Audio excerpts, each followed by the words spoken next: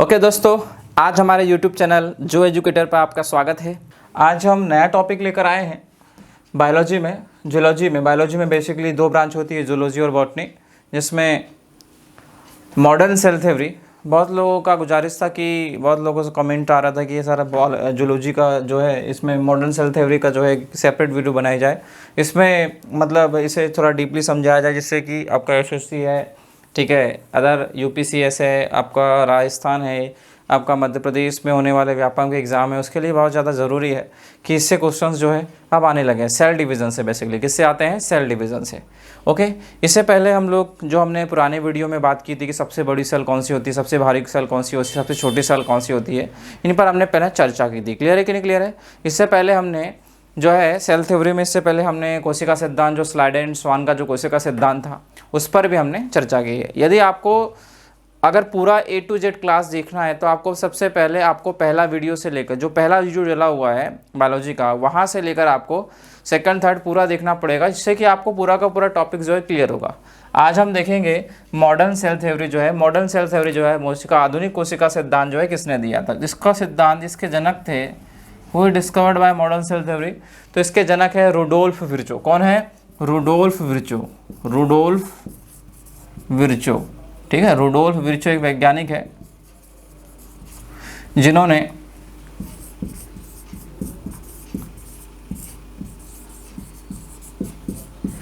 आधुनिक कोशिका सिद्धांत जो है 1855 में दिया, ठीक है। अब ये आधुनिक कोशिका सिद्धांत इसलिए दिया क्योंकि हमारे स्लाइडेन एंड स्वान जो है कोशिका सिद्धांत की थ्योरी को समझा नहीं पाए थे कि जंतुओं में 1 से 2 कोशिका, 2 से 4 कोशिका, 4 से 8 कोशिका, 1000 कोशिका एक ऐसे बनती। तो इन्होंने एक सब टर्मिनोलॉजी दिया, इन्होंने एक स्टेटमेंट दिया। क्या दिया इन्होंने? स्टेटमेंट दिया, कथन दिया, और कहा ओमनी सेलुला ई सेलुला, मतलब कि पुरानी सेल से ही, पुरानी कोशिका से ही नवीन कोशिका का निर्माण हो जाता है। इन्होंने स्टेटमेंट दिया ओमनी सेलुला ई सेलुला, और इसी को ही सेल डिवीज़न, क्या बोलते हैं? सेल डिवीज़न कहा जाता है। इसी को ही कोशिका विभाजन जो है, कोशिका विभाजन जो है कहा जाता है। क्लियर है? ठीक नहीं क्लियर है?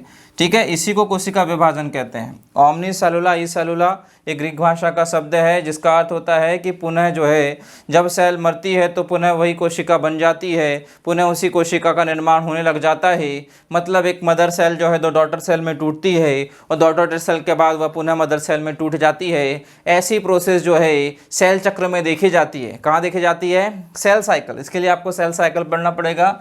हिस्ट्री में यही है कि मॉडर्न सेल थ्योरी जो है रुडोल्फ विर्चो के द्वारा दी गई है 1855 में। ओमनी सेलुला ई सेलुला, ये एसएससी में क्वेश्चन पूछा गया है, इसलिए आप ध्यान से देखिएगा इसे। सेल का मतलब होता है एक छोटा कमरा। बेसिकली सेल का मतलब क्या होता है? एक छोटा कमरा। क्या होता है? एक छोटा कमरा, ठीक है। आपको बता दें, सेल शब्द का सबसे पहले उपयोग जो है हार्टविंग ने किया था। किसने किया था? हार्टविंग। हार्टविंग एक वैज्ञानिक थे। हार्टविंग एक वैज्ञानिक थे जिन्होंने सबसे पहले सेल शब्द दिया था। क्या दिया था? सेल शब्द दिया था, ठीक है। और आप अगर आप बोलेंगे सर सेल की खोज किसने की है, तो सेल की खोज जो है रॉबर्ट हुक ने की है। किसने की है? रॉबर्ट हुक ने की है 1865 और 1665 में, 1665 में रॉबर्ट हुक जो थे इन्होंने कोशिका शब्द की खोज की, कोशिका की खोज की थी, और इन्होंने नाम दिया था सेल्यूला। क्या नाम दिया था इन्हें नाम दिया था सेल्यूला। क्या नाम दिया था? सेल्यूला नाम दिया था, सेल्यूला। क्लियर है कि नहीं क्लियर है? लेकिन सेल शब्द जो दिया था वो दिया था हार्टविंग ने दिया था। किसने दिया था? हार्टविंग ने दिया था। क्लियर है कि नहीं क्लियर है? चलिए, यहीं से आपको सेल डिवीजन देखना पड़ेगा। क्या देखना पड़ेगा? सेल डिवीजन, कोशिका विभाजन। क्या देखना पड़ेगा? कोशिका विभाजन। मॉडर्न सेल थ्योरी में आपको कोशिका विभाजन देखना पड़ेगा। क्या देखना पड़ेगा? कोशिका विभाजन। कोशिका विभाजन क्या है? तो कोशिका विभाजन जो है एक सेल का, एक मदर सेल का 2 डॉटर सेल में टूटना। कोशिका विभाजन क्या है? एक सेल का, मदर सेल का डॉटर सेल में टूटना। मतलब किसी सेल का विभाजित होकर अनेक सेल में बंटना कोशिका विभाजन कहलाता है। क्या कहलाता है? कोशिका विभाजन कहलाता है। जैसे ये सेल है, मान लो ये सेल है, ये अंदर का क्या है? ये अंदर का है न्यूक्लियोप्लाज्म, इसके अंदर का भाग होता है न्यूक्लियोप्लास्ट, इसे सेंट्रल बोलते हैं, केंद्रक बोलते हैं, क्या बोलते हैं, केंद्रक बोलते हैं, और इसे बोलते हैं प्रोटोप्लाज्म, क्या बोलते हैं, प्रोटोप्लाज्म, या इसे हिंदी में बोलते हैं जीव द्रव, क्या बोलते हैं, जीव द्रव। क्लियर है कि नहीं क्लियर है। और ये जो है ना सेल है, क्या है ये, सेल, इसको नाम दिया जाता है मदर सेल, क्या नाम दिया जाता है, मदर सेल, मातृ कोशिका बोलते हैं इसको, क्या बोलते हैं, मदर सेल, मतलब मातृ कोशिका। मातृ कोशिका कितनी डॉटर सेल में टूट रही है, 2 डॉटर सेल में टूट रही है, तो ये हो जाती है डॉटर सेल, क्या हो जाती है, डॉटर सेल। ठीक है, ये डॉटर सेल हो गई आपकी। इसे बोलते हैं पुत्री कोशिका, क्या बोलते हैं, पुत्री कोशिका, इसे कहते हैं पुत्री कोशिका।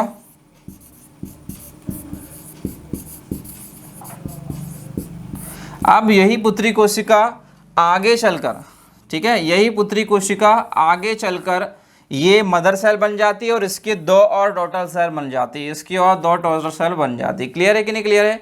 और यह 3 प्रकार से संपन्न होता है, कितने टाइप से संपन्न होता है, 3 प्रकार से।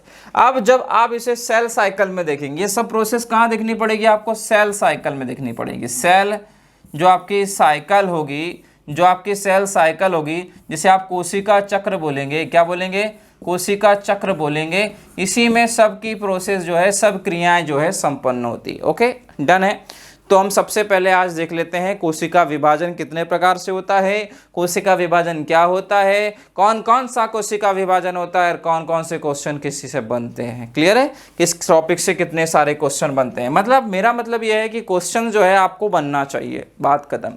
थ्योरी गई भाड़ में, थ्योरी जो है आपको नोट डाउन सब करना है, लेकिन जो है थ्योरी से क्वेश्चंस कैसे बनते हैं, क्या होते हैं, थ्योरी से नॉर्मली क्वेश्चंस जो है उठकर आ जाते हैं और हमें पता ही नहीं होता। देखो, पढ़ने के अलग अलग तरीके होते हैं और सभी के अलग अलग होते हैं। जैसे मैं तो पहले क्वेश्चन लगाता हूँ, उसके बाद थ्योरी पढ़ता हूँ, कुछ लोग क्वेश्चन लगाते हैं फिर थ्योरी पढ़ते हैं, तो उससे ये होता है अंदाज़ा लग जाता है कि किस किस टॉपिक से कितने कितने क्वेश्चंस आ रहे हैं। ठीक, वैसे पढ़ना तो सभी है। अब सेल थ्योरी देखेंगे हम, कोशिका विभाजन देखेंगे। कोशिका विभाजन क्या होता है, तो सेल डिवीज़न क्या होता है, तो सेल डिवीज़न जो होता है,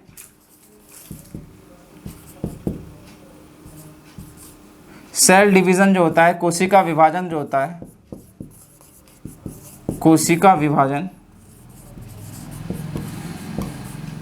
कोशिका विभाजन जो है 3 प्रकार से संपन्न होता है। कितने प्रकार से संपन्न होता है, 3 प्रकार से जो है संपन्न होता है।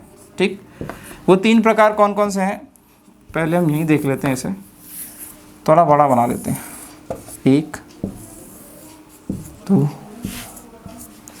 एक होता है अमाइटोसिस, क्या होता है, SIS, और एक होता है माइटोसिस, क्या होता है, माइटोसिस, और एक होता है मियोसिस, क्या होता है, मियोसिस। ठीक है, इसको कहते हैं आप लोग असूत्री विभाजन, क्या बोलते हैं, असूत्री विभाजन, असूत्री विभाजन बोलते हैं इसे। ठीक है, इसे कहते हैं समसूत्री विभाजन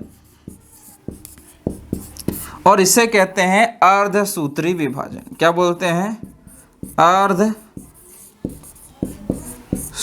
विभाजन। क्लियर है कि नहीं क्लियर है। एक है आपका अमाइटोसिस, एक है आपका माइटोसिस और एक है मियोसिस। सब में विभाजन हो रहा है। ओके, मतलब सभी में विभाजन होता है, लेकिन क्वेश्चन ये आता है कि इन तीनों में नई स्पीशीज की उत्पत्ति किससे पॉसिबल है। इन तीनों में पहली बात तो ये तीनों विभाजन होते क्या हैं, ये क्वेश्चन पूछा जाता है, ये तीनों विभाजन होते क्या हैं, ये मियोसिस, माइटोसिस और अमाइटोसिस। तो अमाइटोसिस अगर देखा जाए असूत्री विभाजन, तो यह कम विकसित जीवों में होता है। कहाँ होता है, कम विकसित जीवों में। विजिबल है, दिख रहा है कि नहीं दिख रहा है। ठीक, ये कहाँ होता है, कम विकसित जीवों में। सबसे पहला यूनिसेलुलर बोल सकते हैं इसको, क्या बोल सकते हैं, एक कोषीय जीव में, कम विकसित जीवों में, कम विकसित जीवों में विभाजन होता है। वो विभाजन जो होता है वो होता है अमाइटोसिस। क्या होता है, अमाइटोसिस। अब कम विकसित जीव कौन कौन से हैं, जैसे कि कवक है ना,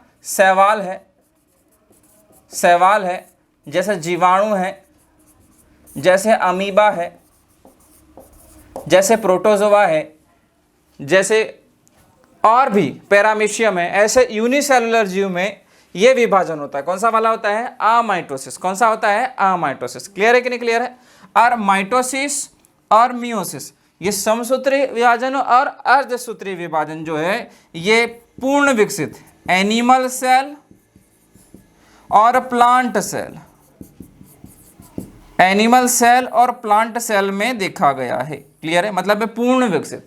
एनिमल सेल को आप बोलते हैं जंतु कोशिका, जंतु कोशिका, और प्लांट सेल को बोलते हैं आप पादप कोशिका। क्या बोलते हैं? पादप कोशिका। क्लियर है कि नहीं क्लियर है? चलिए यहाँ से क्वेश्चन क्लियर हो गया, बन गया आपका कि मानव में कौन सा विभाजन होता है।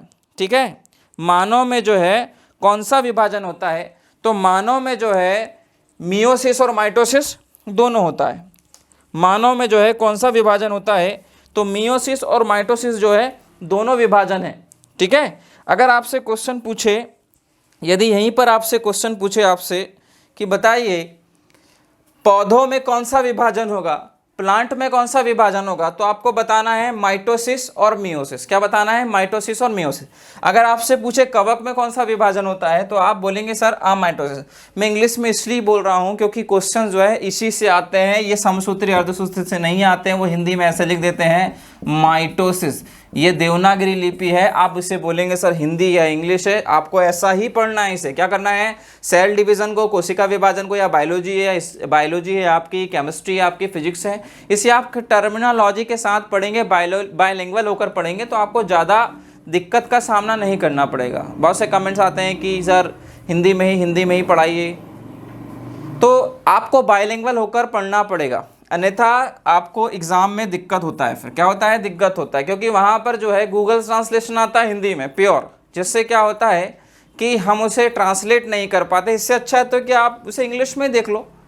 ठीक है, अब यहाँ पूछेगा आपसे कि बताइए जीवाणु में कौन सा विभाजन है या यूनिसेलुलर में। सबसे अच्छा क्वेश्चन बनता है कि एक कोषीय जीव में, एक कोषीय जो जीव होते हैं, एक कोषीय जीव जिसे बोलते हैं, या यूनिसेलुलर एक कोषीय जीव में कौन सा विभाजन होता है ना। तो आप बोलेंगे सर एक कोषीय जीव में अमाइटोसिस होता है, और बहुकोषीय जीव में पूछेगा मतलब मल्टीसेलुलर सेलुलर जो एनिमल्स है या प्लांट्स हैं उनमें जो है कौन सा विभाजन होगा, तो दोनों होगा माइटोसिस और मियोसिस। क्या होगा? माइटोसिस और मियोसिस। इतना क्लियर है कि नहीं क्लियर है? अब देखिए ये माइटोसिस क्या होता है, तो माइटोसिस में सेल जो है जैसे कि ये रही आपकी मातृ कोशिका। क्या है? मातृ कोशिका। क्लियर है कि नहीं क्लियर है? ये रही आपकी मातृ कोशिका, ये अंदर का न्यूक्लियस है, और ये जो है जीव द्रव है, ये प्रोटोप्लाज्म है, जिसको आप प्रोटोप्लाज्म बोलते हैं। क्या बोलते हैं? प्रोटोप्लाज्म। ठीक है, इसे जीव द्रव्य बोलते हैं। क्या बोलते हैं? जीव द्रव्य। और ये रहा आपका केंद्रक। क्या रहा? केंद्रक, जिसे आप न्यूक्लियस बोलते हैं। क्या बोलते हैं? न्यूक्लियस बोलते हैं। क्लियर है? और ये रही आपकी सेल, तो इसको बोलते हैं मदर सेल। क्या बोलते हैं? Mother cell. अब जब ये मदर सेल तो डॉटर सेल में टूटती है, ध्यान से देखिएगा, जब ये मदर सेल डॉटर सेल में टूटती है तो अमाइटोसिस में ये छोटी और बड़ी हो सकती है। क्या हो सकती है? छोटी और बड़ी हो सकती है, लेकिन न्यूक्लियस जो होगा वो सेम ही होगा, उतना ही बड़ा होगा। तो आप बोलेंगे सर न्यूक्लियस उतना ही बड़ा है तो उसका जो जेनेटिक मटेरियल है वो भी उतना ही बड़ा होगा ना, उसमें कोई चेंजेस आएगा कि नहीं आएगा? मतलब उतना ही होगा, उसमें कोई चेंजेस नहीं आएगा। मान लो जेनेटिक मटेरियल इनमें आरएनए है तो कोई चेंजेस नहीं आएगा इनमें, मतलब जैसा का वैसा। जैसे कि मैं हूँ, अगर मेरे जीन में मेरे जेनेटिक्स में कोई परिवर्तन नहीं आएगा तो सिंपल सी बात है कि मेरे जैसा हूबहू एक प्रतिरूप तैयार होगा, और प्रतिरूप तैयार होगा तो नई स्पीसीज, इस दुनिया के लिए नई स्पीसीज आना पॉसिबल है क्या? नहीं। इसका मतलब है कि नई प्रजाति के लिए अमाइटोसिस का उपयोग होता है क्या? बिल्कुल नहीं होता, क्योंकि ये कहाँ होता है? ये सिर्फ और सिर्फ कम विकसित जीवों में। मतलब सबसे पहले धरती बनी, धरती बनने के बाद इस पर पानी की उत्पत्ति हुई, पानी में छोटे छोटे जो जीव होते हैं ना, ठीक, जो हमें खुली आंखों से देख नहीं सकते, उनमें होता है अमाइटोसिस। अब आते हैं हम माइटोसिस पे। अब माइटोसिस में देखिए, यहाँ पर ऊपर ही बना देता हूं मैं। माइटोसिस में देखेंगे तो माइटोसिस में भी एक मदर सेल होती है। बेसिकली ये मदर सेल है माइटोसिस की, ठीक। अब यहाँ देखेंगे समसूत्री विभाजन में क्या, ये दो डॉटर सेल टूटी, ये पुत्री कोशिका है, क्या है ये पुत्री कोशिका है, दो पुत्री कोशिका बन गई यहाँ पर। अब ये हो गया न्यूक्लियोप्लाज्म और ये हो गया आपका ये हो गया जीव द्रव, ठीक है। ये भी सेल है, ये भी सेल है, जिसे इसको बोलते हैं पुत्री कोशिका, इसको भी बोलते हैं पुत्री कोशिका, और इसको बोलते हैं मदर सेल। क्या बोलते हैं? मदर सेल या मातृ कोशिका। अब माइटोसिस में क्या होता है, समसूत्री विभाजन में क्या होता है कि जब ये टूटती है, तो ये छोटी बड़ी हो सकती है भी, लेकिन इनका न्यूक्लियस जो है जैसा का वैसा रहेगा। इसमें भी इनका न्यूक्लियस जो है, केंद्रक जो है, में कोई परिवर्तन नहीं होता। अब जब कोई परिवर्तन ही नहीं होगा तो नई स्पीसीज बनेगी क्या? नई स्पीसीज बनेगी, नई प्रजाति की उत्पत्ति पॉसिबल है इससे? माइटोसिस से बिल्कुल नहीं है। अब आप बोलेंगे सर ये तो हमारे एनिमल्स और प्लांट्स में हो रहा है, लेकिन क्या होता है कि जब दो कोशिका बन जाती है, कोशिका जब मिल जाती है, उसके बाद जो होता है वो माइटोसिस प्रोसेस होती है। सबसे पहले ये मियोसिस ही होती है। क्या होती है? मियोसिस ही होती है। जैसे कि अगर बात करें मानव में स्पर्म का निर्माण जो है किस प्रोसेस के द्वारा होता है, तो स्पर्म का निर्माण जो है मियोसिस के द्वारा होता है। किसके द्वारा होता है? मियोसिस। मियोसिस इसलिए कहा मैंने क्योंकि सिंपल सी बात है, मान लो ये दो मदर सेल है, एक मदर सेल ये है, एक मदर सेल ये, क्योंकि बाद में पुत्री भी तो मदर बनेगी ना। ओके, तो यहां पर आप देखेंगे ये मदर सेल है, ये मदर सेल है। अगर आपको कोई दिक्कत आती है तो बिल्कुल कमेंट्स कीजिए कि सर विजिबल नहीं हो रहा है, समझ में नहीं आ रहा है, तो हम उसका निदान करेंगे। ओके, क्लियर है कि नहीं क्लियर है? और ये आपका प्रोटोप्लाज्म है, ये न्यूक्लियस है, ये केंद्रक है आपका, ठीक है। ये केंद्रक है, ये पुत्री कोशिका है। क्या है ये? पुत्री कोशिका। ये भी आपकी पुत्री कोशिका हो गई। ये न्यूक्लियस है, ये न्यूक्लियस। क्लियर है कि नहीं क्लियर है? अब आप देखेंगे यहाँ आधा, मान लो यहाँ का जो डीएनए है, मान लो केंद्रक यहाँ पर x है, तो यहाँ पर क्या हो जाएगा, अंदर का डीएनए वो x बाई क्या हो जाता है? 2 हो जाता है। क्या हो जाता है? x बाई 2 हो जाता है। मतलब कि आप देख पा रहे हैं कि यहाँ पर वेरिएशन जो हो रहा है, हो सकता है यहाँ पर वेरिएशन हो सकता है, लेकिन इन दोनों में अगर आप वेरिएशन कराएंगे तो इनमें वेरिएशन नहीं होगा, इसमें क्लोन बन जाएगा, जैसे कि हूबहू प्रतिरूप बन जाएगा। क्या बन जाएगा? हूबहू प्रतिरूप बन जाएगा। इसीलिए दुनिया के लिए ये अच्छे संकेत नहीं है, हूबहू प्रतिरूप। क्लियर है कि नहीं क्लियर है? तो आप देखेंगे सिंपल सी बात है कि आपसे क्वेश्चन पूछा जाएगा इन तीनों में नई प्रजाति की उत्पत्ति किससे संभव है, तो आप बोलेंगे सर नई प्रजाति के लिए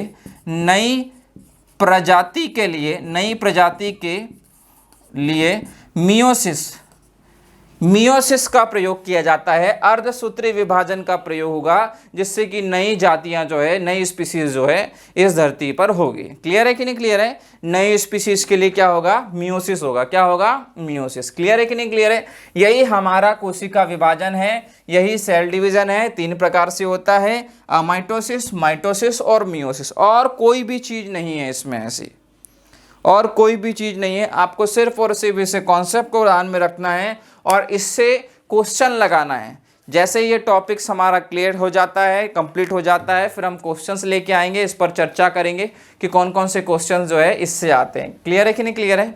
ये हो गया भैया आपका अमाइटोसिस, ये माइटोसिस और ये मियोसिस, समसूत्री विभाजन, अर्धसूत्री विभाजन और असूत्री विभाजन। क्लियर है कि नहीं क्लियर है? यहाँ तक समझ में आया हो? समझ में आया कि नहीं आया? यहाँ तक बढ़े आगे?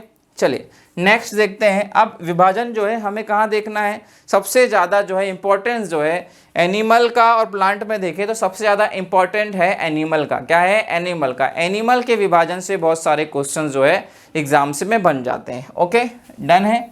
चलिए हम देखते हैं एनिमल में कोशिका विभाजन। क्या देखते हैं? एनिमल में कोशिका विभाजन। एनिमल में कोशिका विभाजन कैसे होता है? जैसे आपसे क्वेश्चन पूछेगा स्पर्म जो है कौन से कोशिका विभाजन से बनता है, स्पर्म के बाद ओवम जो है कौन से कोशिका विभाजन से बनता है, इन सब को जो है हम नेक्स्ट वीडियो में जो है हम नेक्स्ट वीडियो में कवर करते हुए चलेंगे कि कौन कौन सा विभाजन कैसे कैसे होता है। क्लियर है कि नहीं क्लियर है? तो ह्यूमन में जो है हम नेक्स्ट डे देखेंगे। आज आप इतना ही पढ़िए, इसे रिवाइज करिए। Human cell division. क्लियर है कि नहीं क्लियर है? ह्यूमन सेल डिवीजन, ठीक है। तो ह्यूमन में कोशिका विभाजन जो है, मानव में कोशिका विभाजन